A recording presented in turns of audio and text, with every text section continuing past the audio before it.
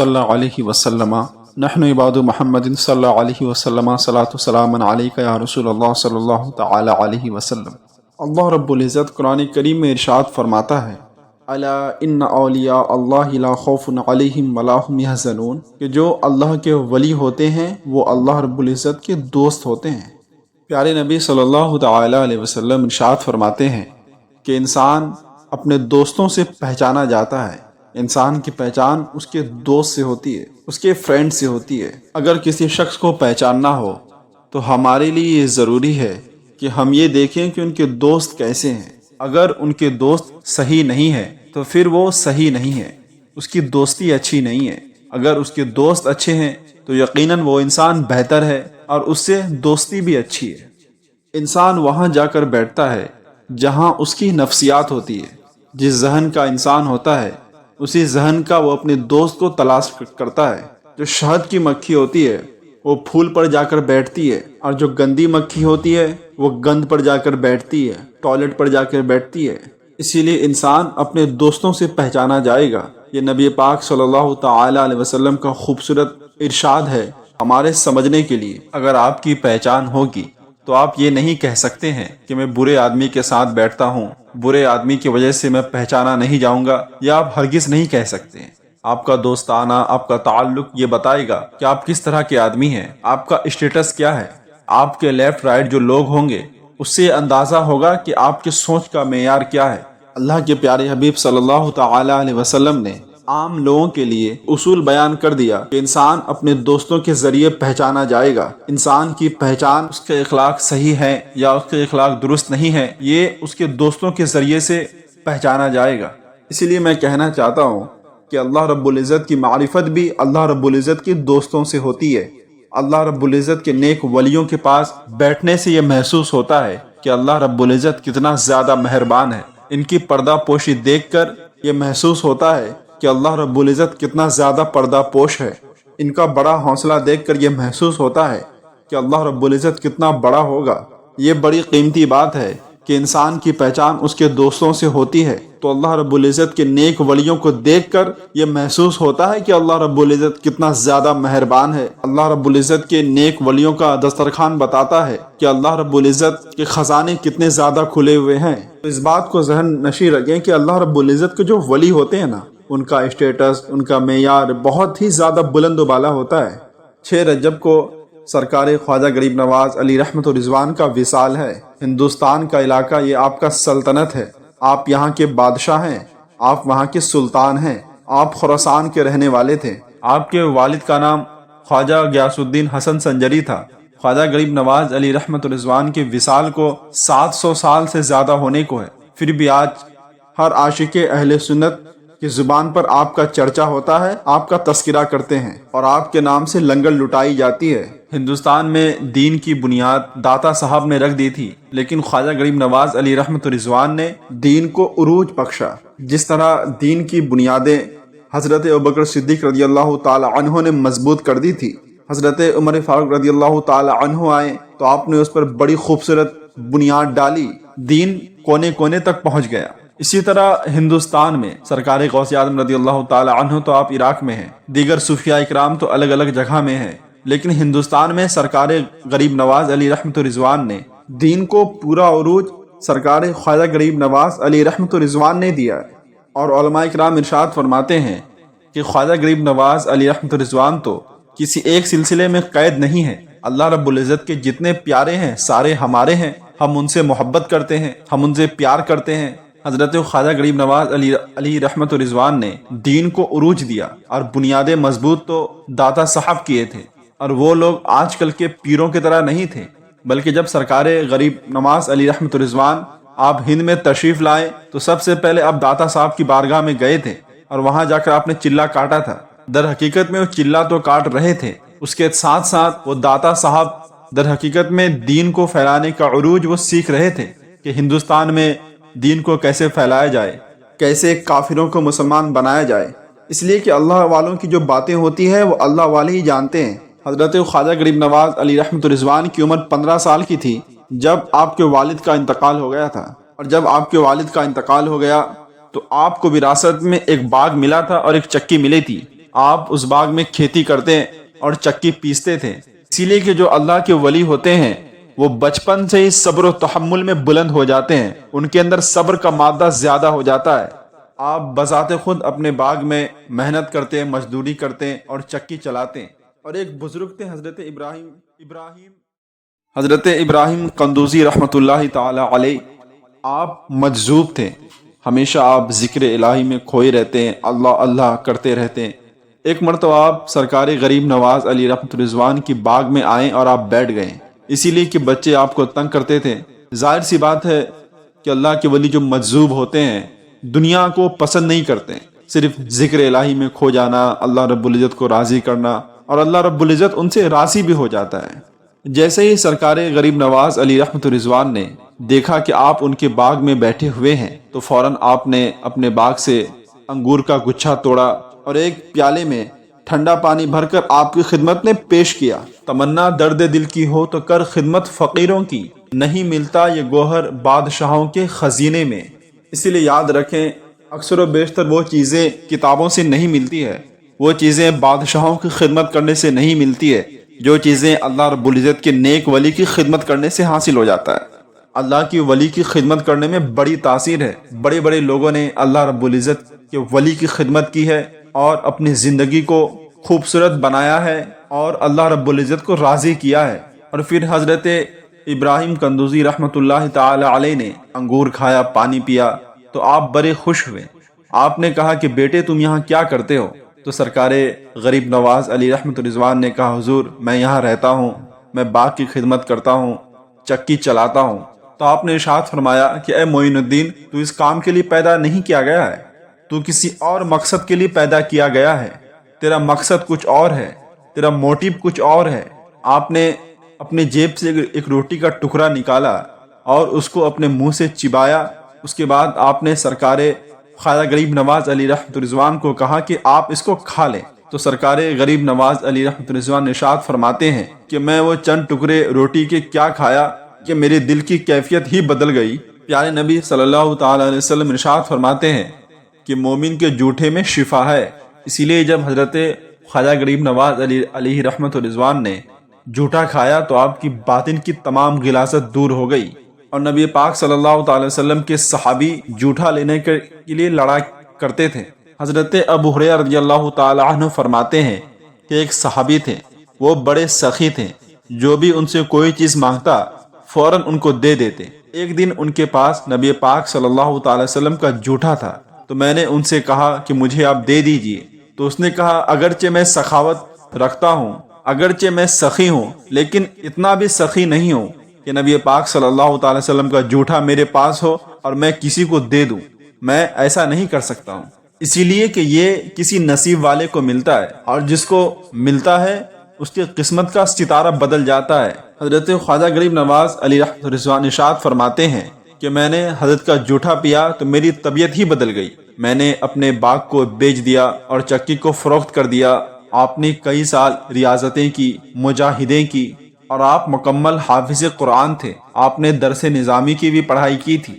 آپ فرماتے ہیں کہ میرے ایک استاد تھے، انہوں نے مجھ سے کہا کہ معین الدین تم نے تو علم دین حاصل کر لیا ہے، اب تمہیں علم باطنی کی ضرورت ہے۔ تو آپ نے کہا کہ بتائیں کیا کروں؟ تو آپ کے استاد نے کہا کہ وہاں ایک عثمان ہارونی رہتا ہے، تم ان کے پاس چلے جاؤ، وہ تمہیں علم باطنی کا جام پلا دیں گے، جس چیز کی تم کو طلب ہے وہ طلب تمہاری وہاں پوری ہو جائے گی۔ آپ ارشاد فرماتے ہیں کہ میں آیا اور حضرت خواجہ عثمان ہارونی رضی اللہ تعالی عنہ کا مرید ہو گیا، 1.5-2 سال اپنے پیر کی خدمت میں رہا۔ تو میری خواجہ غریب نواز علی رحمۃ الرضوان ارشاد فرماتے ہیں کہ میرے پیر مجھے مکۃ المکرمہ لے کر گئے، اور میرے پیر نے مکۃ المکرمہ پہنچ کر خانہ کعبہ کے سامنے کھڑے ہو کر عرض کیا اے رب کریم تو اسے قبول فرما۔ اور پھر میرے پیر نے مجھ سے کہا کہ اے معین الدین اپنے نگاہوں کو آسمان کے طرف کرو۔ اور جب میں نے اپنی نگاہوں کو آسمان کے طرف کیا تو میں نے دیکھا کہ 18,000 عالم کے پردے اٹھ گئے ہیں۔ اور پھر میرے پیر نے مجھ سے کہا کہ اے معین الدین ان انگلیوں کو دیکھو۔ اور جب میں نے ان انگلیوں کو دیکھا تو میں دیکھتا ہوں کہ تمام کائنات کے ذرے ذرے اس میں موجود ہیں۔ میں نے اپنے آنکھوں سے مشاہدہ کیا۔ پھر میرے پیر مجھے نبی پاک صلی اللہ تعالی وسلم کے روزے پر لے کر گئے۔ پھر میرے پیر نے نبی پاک صلی اللہ تعالی وسلم کے روزے انور پر عرض کیا، اے اللہ کے پیارے حبیب صلی اللہ تعالی علیہ وسلم، آپ اس کو قبول فرمائیں۔ تو خواجہ غریب نواز علی رحمۃ الرضوان ارشاد فرماتے ہیں کہ میں نے اور میرے پیر نے اپنے کانوں سے سنا کہ روزے انور سے آواز آئی کہ میں نے معین الدین کو قبول کیا ہے اور میں نے اس کی ڈیوٹی ہند میں لگا دی ہے۔ یہی وجہ ہے کہ ہم اور آپ سرکار غریب نواز علی رحمۃ الرضوان کو عطائے رسول کے نام سے جانتے ہیں، عطاء الہند کے نام سے جانتے ہیں۔ آپ ارشاد فرماتے ہیں کہ مجھے 1-2 سال میں خلافت مل گئی۔ میرے پیر نے مجھ سے کہا کہ جاؤ معین الدین ڈیوٹی کرو، تو میں نے کہا کہ میں کہاں جاؤں آپ کو چھوڑ کر، میرا تو آپ کے علاوہ کہیں دل ہی نہیں لگتا ہے۔ 21 سال آپ خواجہ عثمان ہارونی رضی اللہ تعالی عنہ کے پاس رہیں اور آپ ان کی خدمت کرتے رہیں۔ آپ ان کے گھر میں ان کے بچوں کی خدمت کرتے ہیں، اگر ان کے بچے پیشاب کر دیتے ہیں تو آپ اس کو صاف کرتے ہیں۔ آپ ارشاد فرماتے ہیں کہ ٹھنڈ کا موسم تھا، سردی زیادہ تھی، تو حضرت نے مجھے کہا کہ آگ جلاؤ، آگ تاپیں گے، جسے الگ الگ ناموں سے لوگ جانتے ہیں۔ نیچے ایک پتیلی ہوتی ہے اور اس کے اوپر آگ جلا دیا جاتا ہے، لوگ اس کو اپنے بستر کے قریب، اپنے کرسی کے قریب رکھتے ہیں اور اس آگ سے گرماہٹ حاصل کرتے ہیں۔ تو آپ کہتے ہیں کہ میرے حضرت نے مجھ سے کہا کہ جا کے آگ جلاؤ، اور میں نے آگ کو جلایا اور میں اور میرے حضرت باہر میں بیٹھ کر آگ تاپ رہے تھے کہ رات زیادہ ہو گئی اور شبنم گرنے لگی۔ تو خواجہ عثمان ہارونی رضی اللہ تعالی عنہ نے کہا کہ اے معین الدین، شبنم کے قطرے گر رہے ہیں، ایسا کرو آگ کو اٹھاؤ اور گھر کے اندر لے کے چلو، وہاں بیٹھ کر آگ تاپیں گے۔ حضرت خواجہ غریب نواز علی رحمۃ الرضوان کہتے ہیں کہ میرے شیخ کا حکم تھا تو میں نے اس آگ تاپنے والی پتیلی کو اپنے سر کے اوپر رکھ لیا۔ کچھ دیر آگے چلے تو میرے شیخ نے میرے جانب پلٹ کر دیکھا اور میرے شیخ نے ارشاد فرمایا کہ اے معین الدین، اپنے ہاتھ پر پکڑ لے ورنہ تیرا سر جل جائے گا۔ اے معین الدین، اپنے ہاتھ پر پکڑ لے ورنہ تیرا سر جل جائے گا۔ آپ کہتے ہیں کہ پتہ نہیں مجھے کیا ہوا، پہلے دن میرے پیر کی بے ادبی ہوئی، میں نے اس آگ کی پتیلی کو اٹھایا اور زمین پر گرا دیا، اور جیسے ہی میں نے پتیلی کو زمین کے اوپر گرایا تو حضرت خواجہ عثمان ہارونی رضی اللہ تعالی عنہ پلٹ کر میرے طرف دیکھے اور آپ نے ارشاد فرمایا کہ معین الدین، یہ تمہیں کیا ہوا ہے؟ میں وجد کے عالم میں آیا اور رو پڑا اور میں چیخ پڑا۔ میں نے عرض کیا حضور 21 سال ہو گئے ہیں میں آپ کی خدمت کر رہا ہوں، اس کے باوجود بھی آپ کہتے ہیں کہ یہ سر تمہارا ہے۔ 21 سال ہو گئے میں نے سر کو آپ کی بارگاہ میں پیش کر دیا، اس کے باوجود بھی آپ کہہ رہے معین الدین یہ سر تمہارا ہے۔ تو حضرت خواجہ عثمان ہارونی رضی اللہ تعالی عنہ نے ارشاد فرمایا کہ بیٹا، مجھے معلوم تھا، لیکن میں تمہیں آزمانے کے لیے کہا تھا کہ تو بولتا کہاں سے ہے، بس مجھے چیک کرنا تھا، ورنہ جو یہ تیرا سر ہے یہ میرا ہی ہے، تو جہاں بھی رہے گا یہ سر میرا ہی رہے گا۔ اب تو جا ہندوستان اور وہاں جا کر دین کی خدمت کر۔ اور جب سرکار غریب نواز علی رحمۃ الرضوان ہندوستان آئے تو دور دور تک آپ کا کوئی رشتہ دار نہیں تھا، آپ کی کوئی فیملی نہیں تھی، آپ تنے تنہا آئے تھے اور آپ دہلی پہنچے۔ وہاں حضرت خواجہ قطب الدین بختیار کاکی رہتے تھے۔ حضرت خواجہ قطب الدین بختیار کاکی تھے، یہ گھوڑ سواری کے بڑے شوقین تھے، ان کو گھوڑ سواری بہت زیادہ پسند تھا، یہ اکثر و بیشتر گھوڑ سواری کیا کرتے تھے۔ ایک دن حضرت خواجہ قطب الدین بختیار کاکی رضی اللہ تعالی عنہ گھوڑے کے اوپر بیٹھ کر گزر رہے تھے، تو جہاں سرکار غریب نواز علی رحمۃ الرضوان جلوہ فرما تھے، آپ جیسے ہی وہاں پہنچے تو آپ اپنے گھوڑے سے اٹھ کر حضرت خواجہ غریب نواز علی رحمۃ الرضوان کی بارگاہ میں حاضر ہوئے اور آپ نے سلام عرض کیا۔ آپ گھوڑے پر سوار ہوئے اور چل دیے۔ حضرت خواجہ غریب نواز علی رحمۃ الرضوان کے ساتھ ایک خادم رہتا تھا، اس نے عرض کیا حضور، جب خواجہ قطب الدین بختیار کاکی رضی اللہ تعالی عنہ جا رہے تھے تو آپ ان کو گھور گھور کے دیکھ رہے تھے، یہاں تک کہ خواجہ قطب الدین بختیار کاکی چلے گئے تو آپ کے غلام نے عرض کیا حضور کیا معاملہ ہے؟ تو سرکار غریب نواز علی رحمۃ الرضوان ارشاد فرماتے ہیں یہ مجھے گھوڑے سے اتر کر سلام کیا ہے، مجھے اس کی وفا کا بدلہ دینا پڑے گا، اور آپ نے ایسا بدلہ دیا ہے، حضرت خواجہ قطب الدین بختیار کاکی کو ہندوستان کا قطب بنا دیا ہے۔ حضرت خواجہ غریب نواز علی رحمۃ الرضوان حضرت قطب الدین بختیار کاکی رضی اللہ تعالی عنہ دہلی میں رہتے تھے، تو آپ دونوں ایک باغ میں گئے اور اس باغ کا جو مالک تھا نا وہ بڑا عیاشی تھا، شراب کے نشے میں دن رات رہتا تھا، جسے دور حاضر میں فارم ہاؤس کے نام سے جانا جاتا ہے، پہچانا جاتا ہے۔ اس باغ میں ایک کنواں تھا۔ حضرت خواجہ غریب نواز علیہ الرضوان نے غسل کیا اور پھر آپ نے نماز ادا کی۔ جو اس باغ میں غلام کام کرتا تھا وہ آیا اور کہنے لگا کہ آپ لوگ یہاں کیا کر رہے ہیں؟ یہ تو بڑے ظالم آدمی کا باغ ہے، جو اس کا مالک ہے بڑا ظالم ہے۔ خواجہ غریب نواز علیہ رحمت الرضوان نے اس سے پوچھا کہ تم کون ہو؟ تو اس نے کہا میں اس کا نوکر ہوں۔ یہ سن کر سرکار غریب نواز علیہ رحمت الرضوان نے ارشاد فرمایا کہ میں بھی کسی کا نوکر ہوں۔ اس نوکر نے کہا حضور جلدی سے آپ چلے جائیں، اس لیے کہ اس باغ کا مالک بڑا ظالم ہے۔ تو سرکار غریب نواز علیہ رحمت الرضوان ارشاد فرماتے ہیں کہ میں تو چلا جاتا، لیکن جب تم نے کہا نا کہ بڑا ظالم ہے، اب میں یہاں سے نہیں جاؤں گا، اب میں اس ظالم آدمی سے مقابلہ کروں گا، میں بھی تو ذرا دیکھوں کہ کتنا بڑا ظالم ہے۔ تھوڑی دیر گزری تو باغ کا مالک آ گیا، اور جب اس نے ان دو بزرگوں کو دیکھا تو غصے سے کہتا کہ تمہیں معلوم نہیں ہے تم کہاں ہو؟ کون تمہیں اس باغ میں آنے کا پرمیشن دیا ہے؟ یہ میرا شراب کا اڈا ہے، عیاشی کا اڈا ہے، تم یہاں کیا کر رہے ہو؟ تم کون ہو اور کہاں سے آئے ہو؟ تو سرکار غریب نواز علیہ رحمت الرضوان نے نگاہ کرم اس کے طرف پھیرا اور آپ نے ارشاد فرمایا کہ تمہارا جو لب و لہجہ ہے وہ درست نہیں ہے، تمہارے کلام کرنے کے طریقے یہ صحیح نہیں ہے۔ جیسے ہی آپ نے اپنے نگاہوں کو اس بادشاہ کے مالک کی طرف کیا تو فوراً وہ بادشاہ کہتا ہے کہ نہ جانے حضور مجھے کیا ہو رہا ہے، اسی لیے کہ نگاہیں ولی میں وہ تاثیر دیکھی، بدلتے ہزاروں کی تقدیر دیکھی۔ اور نبی پاک صلی اللہ تعالی علیہ وسلم نے ارشاد فرمایا کہ اگر میں اپنی کسی امتی کو ڈانٹ دوں، میرا ڈانٹ اس کے لیے پاکیزگی کا سبب بنا اور اس کو اتنا ثواب دے جتنا تو فرض نماز کا ثواب دیتا ہے، اور وہ آپ کا مرید ہوا اور آپ کی بارگاہ سے برکت حاصل کرنے لگا۔ اس لیے کہ اللہ کے ولی اگر اپنی نگاہ کو کسی کی طرف اٹھا دیتے ہیں تو اس کی تقدیر کو بدل دیتے ہیں، اس کی دنیا کو بدل دیتے ہیں۔ اسی لیے کہ اللہ کے دوست ہوتے ہیں نا، جو اللہ کے دوست ہوتے ہیں اللہ رب العزت ان کو خاص صفتوں سے نوازتا ہے۔